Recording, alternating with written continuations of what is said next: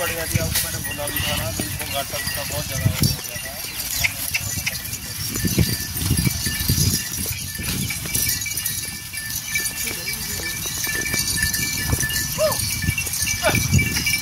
नहीं नहीं, आप करते नहीं है भाई, आपको मैंने उसका बोला था बहुत ज़्यादा।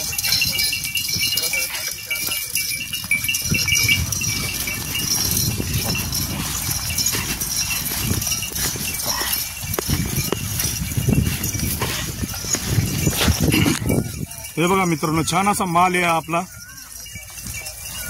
पूर्ण हा माल आपला गाडीमध्ये लोड होणार आहे मित्रांनो। आणि छान असा रानात आपला माल चरतोय, पण बंदिस्त पण राहू शकतो। टॉपच्या अशा शेळ्या आहेत आपल्या। हा आपला जोध भाई आहे, हा आपल्या पूर्ण मालाची काळजी घेत असतो। छान असे पशु आहेत मित्रांनो। हे बघा, तुम्हाला एकदम छान अशा टॉप क्वालिटीच्या शेळ्या आहेत मित्रांनो, फुल मोठ्या साईजच्या आहेत।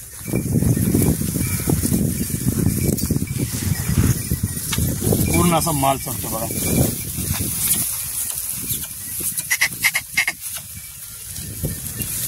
हा आपला माल पूर्ण आपला गाडीत लोड होणार आहे मित्रांनो। छान अशा शेळ्या आहेत टॉप क्वालिटीच्या।